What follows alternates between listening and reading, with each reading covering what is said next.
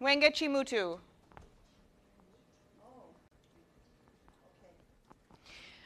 So born and grew up in Nairobi and moved to New York as a young woman to study art.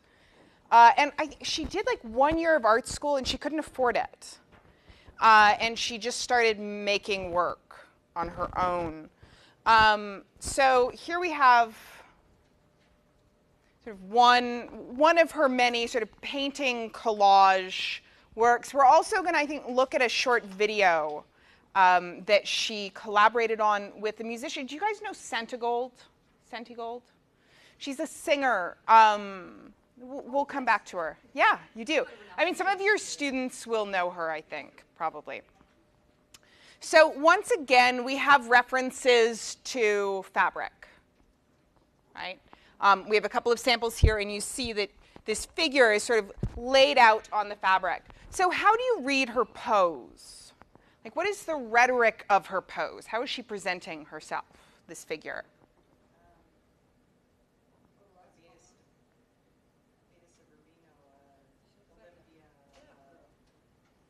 Pin-up girl, Venus, reclining nude, odalisque, yes. There's sort of, especially with this hand, right, with the elbow cocked up. We see that over and over again. If we have time, we'll see it in one of Faith Ringgold's works in her sort of representation of Picasso's Demoiselles d'Avignon. So this is like the sexy pose, the sexy naked lady pose that she's in, and she's exposed, she's nude. Where is she? How has she been placed in the world? Outside. It's like she's outside in a kind of forest, lying on fabric, or she's in an interior space with an image on the wall behind her. And this is composed of multiple materials, right? She's painting and she's collaging. And this is how she works most of the time. Now, there's a fairly long history of collage. We can go back 100 years, fairly long, for contemporary art, right? So we go back to Picasso and Braque, and then and we'll focus here on Berlin Dada and their use of collage. But let's talk briefly about the title, Praying Mantra. How do we read this title? It's obviously considered. So praying mantis. Okay, and how do we think of a praying mantis? She eats her mate. Yeah, I mean, we don't tend to think of insects in particularly sexualized or gendered terms. The exceptions being hive insects, where we know there's the queen who lays the eggs and then all the drones. But the praying mantis offers a very specific and kind of, for us, unusual model for thinking about the insect world, right? We tend to think of them in terms of their sexuality, right? Their sex lives. We never think of bugs in terms of their sex lives. But praying mantises, that's the first thing we think of. They mate, and then the female often will cannibalize the male, as in a post-coital feast. So how does this figure then speak to that voracious, cannibalistic, hypersexual insect?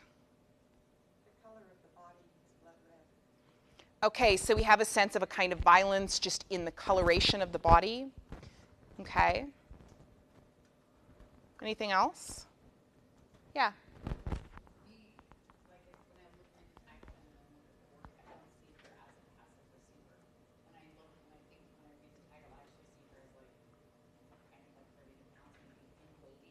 Mm-hmm. Okay. Right. So the title invites us to think of her as like an actively and aggressively sexual subject. And this is a work, again, made by an African artist living in New York, who has been in New York for some time when she makes this work, who is explicitly aware of the American and more broadly sort of Western sexualization of black women's bodies and representations of black women as voraciously sexual. and animalistic, right? We've seen this over and over again, particularly in modernist histories and representations, but also in contemporary popular culture. We talked about this a little bit last time. And so she's playing on that to a certain extent. This is a woman who is dangerous, who is 100% just flesh. That redness, right, really gives this sense of this active fleshiness. Also, this dappling that she's created, which on the one hand we can read it as light coming through and hitting her body, but it also has this sort of liquid quality. We read her body as liquid in a way that the animated video that she created will see her play with that quality of the sort of dangerously liquid body or shape. So in her work, her source material is important, both the things she's looking at and the things she's cutting out and putting in her images. So she looks at fashion magazines, she looks at pornography, she looks at things like National Geographic. What are the spaces in which, how are women's bodies represented, and especially how are black women's bodies represented? And I just wanted to give you guys a close-up to note this green serpent. So what would that be a reference to?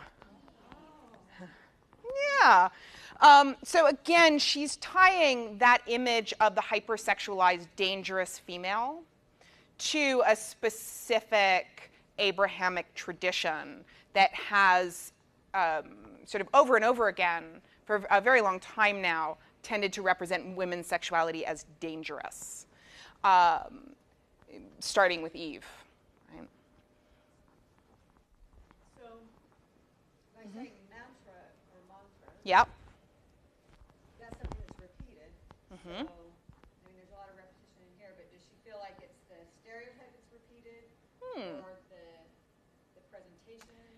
Okay, so let's, we have both words. So when we get mantra in relation to praying, then we have a sort of devotional practice, right? So we have on the one hand, terrifying sexual predator, on the other hand, devotional practice. But I do think that what you pointed out in terms of this sense of repetition is really useful in this context, especially because she uses mass-produced imagery in her work. What do we see over and over and over again? Right? What are the mantras of female identity, and specifically black female identity, in an American context, in an African context? Right by your head, there's kind of like a purple thing hanging down. That almost looks like an insect claw. Okay, I actually think that that's a bird's foot. I know it's difficult to read, but it looks like a chicken foot. Yeah. All my years growing up in Chinatown, that reads to me like a chicken foot. But what's attached to it? Because it almost looks like entrails. This looks like a kidney or even a heart. It does. It looks like organs. Like an insect's face, like fly eyes or something. Like an actual. Oh yeah. It's little jaggedy hooks. Yes. Yeah, it is quite creepy. And then what is this? It's being consumed.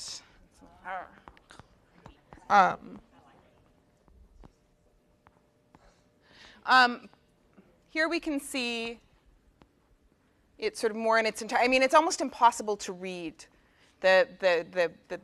these parts at this scale. What's that behind your head? Like a headdress? Feathers? It does. I don't think it's a photograph. It's painted. It's something that she's constructed, unlike these. And it looks like a growth. It looks kind of like a mineral growth, and it looks like feathers, and it looks sort of fungal. Is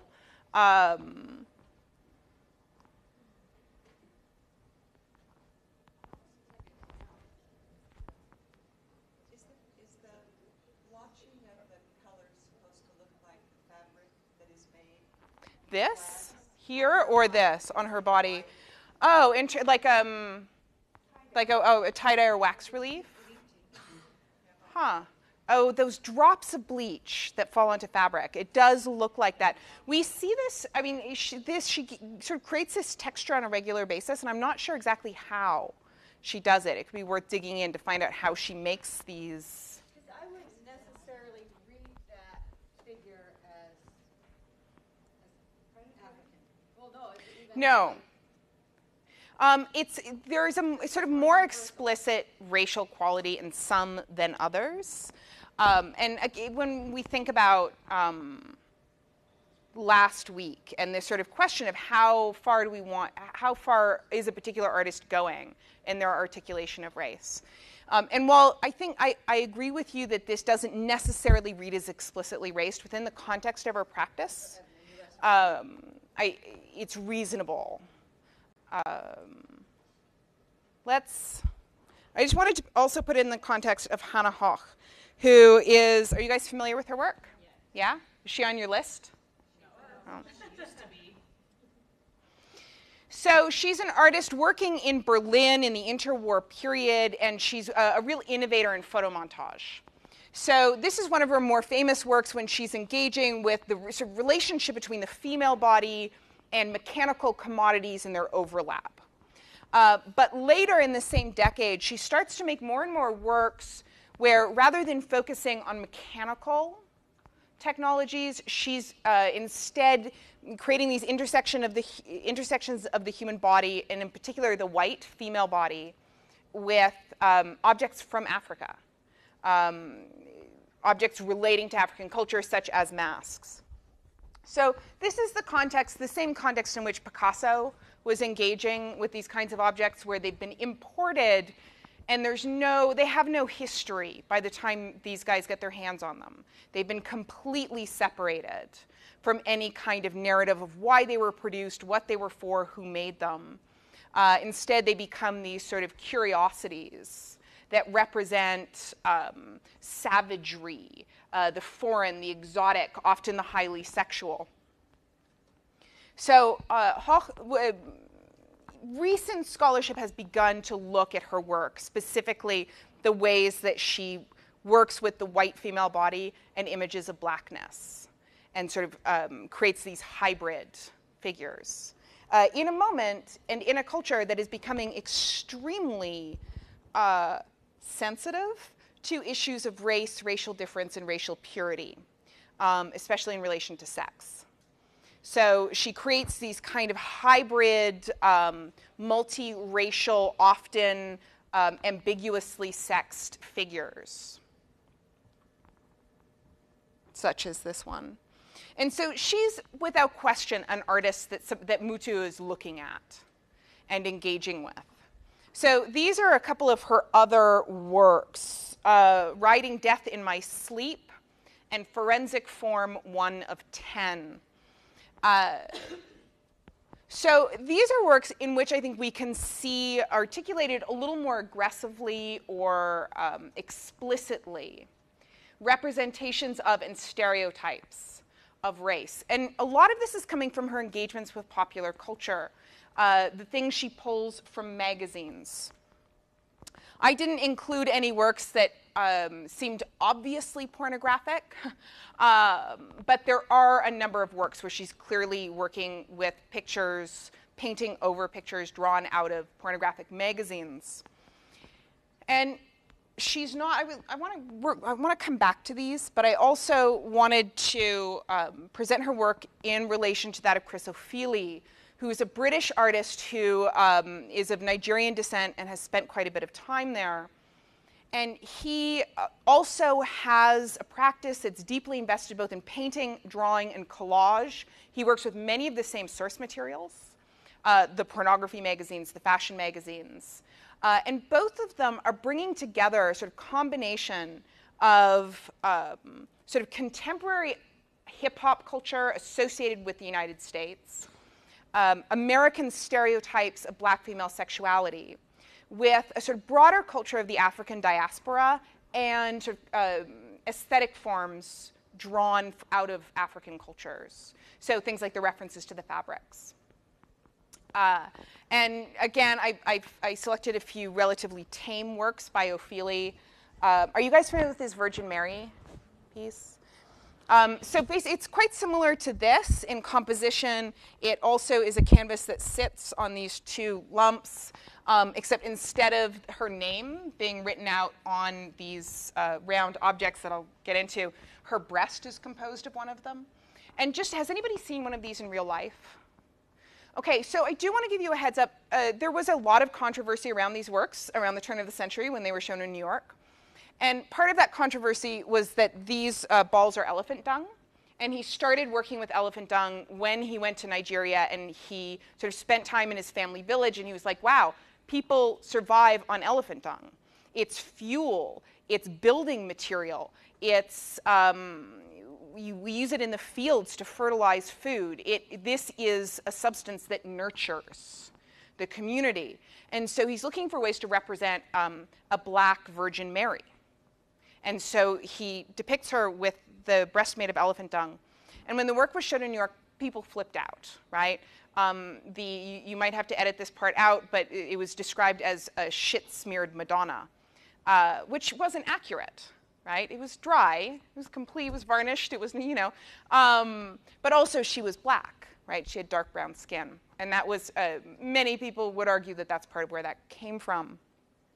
But what people didn't see and what we can't see now is that these are paintings that possess this sort of sheen and sparkle and incredible sort of depth of material wealth and beauty, often associated with, say, Byzantine icons. They're incredibly beautiful.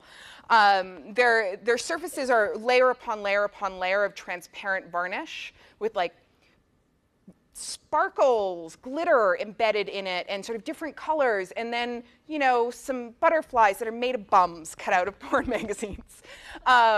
They're gorgeous and they're raunchy, right?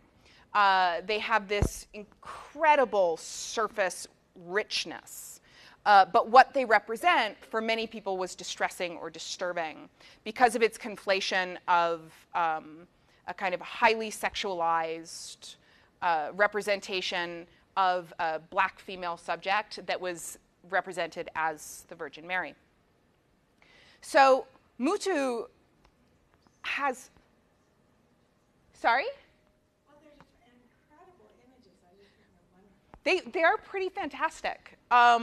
So she, like Ofili, makes these objects that are very beautiful, but also kind of, in some ways, revolting, right? They, sometimes through sort of an excessive sexuality, sometimes through sort of proportional imbalance, as we see here, a combination of, say, insect or animal parts with highly sexualized female bodies. So they play this game that really brings together sort of the seduction of the beautiful with the very uncomfortable or unfamiliar. Now, I would like for us to watch this video. So Santigold is a contemporary singer.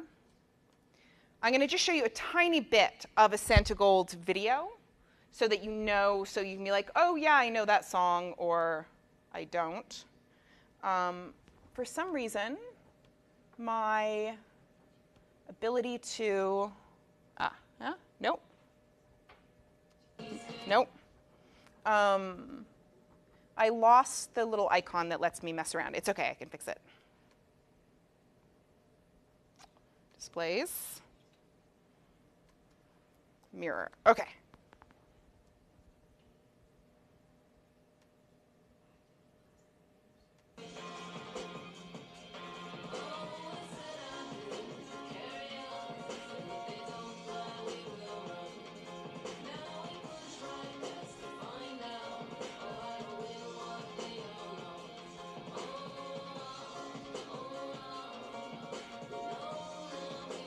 Okay, so that's Santigold, probably her most famous song.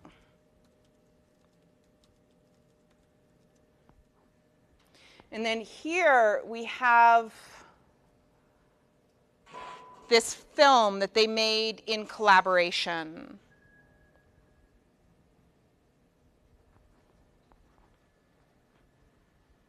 The End of Eating Everything. Ooh, would you turn the lights out? Thanks.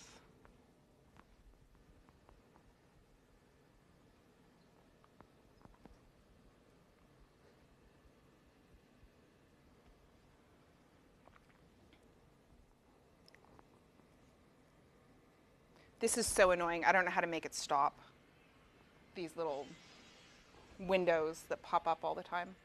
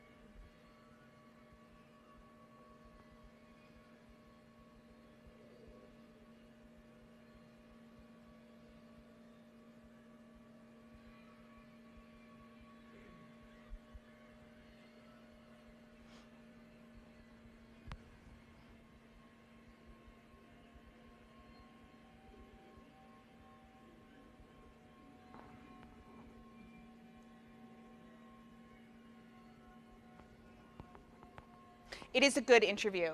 I recommend it.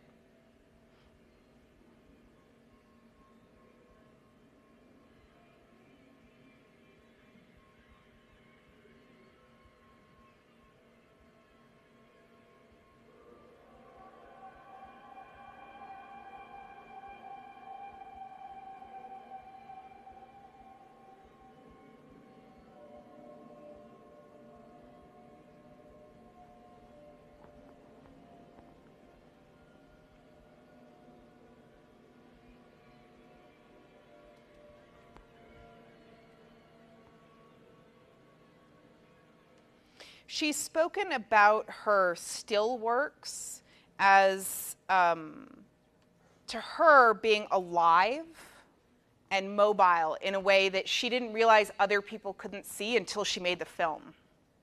And then she could actually see it literally moving. She was like, oh, this is what all of these pictures are like for me. This is what they look like. But so Mutu and Santigold, they appear to be pals. They are clearly, they seem to be friends. They know each other. The interview with the two of them is quite intimate. And one of the things that comes up is that Santigold talks about how music, contemporary music, is a form of collage, much like this sort of work, that what she does is like collage.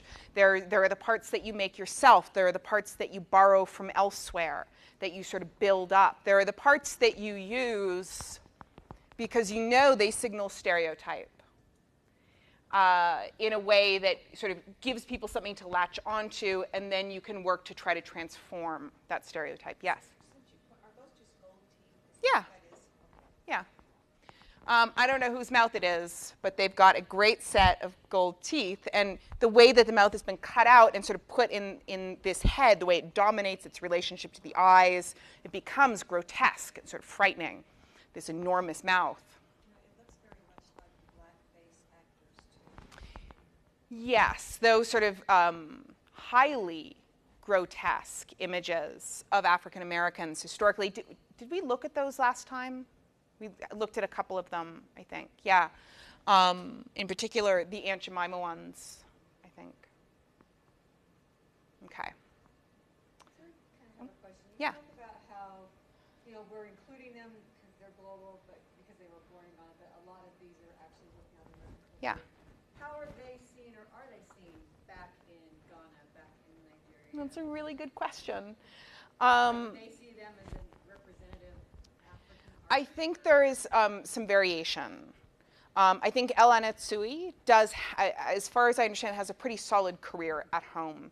Her career is completely in the US, as far as I understand, and then international exhibitions. But she really built her practice in America. And she's drawing on her personal history, but she certainly, as an artist, is, I mean, she is an African American artist. Although I think it is worth making the distinction between African Americans as a population that has a very long multi-generational history, as opposed to her experience as an immigrant.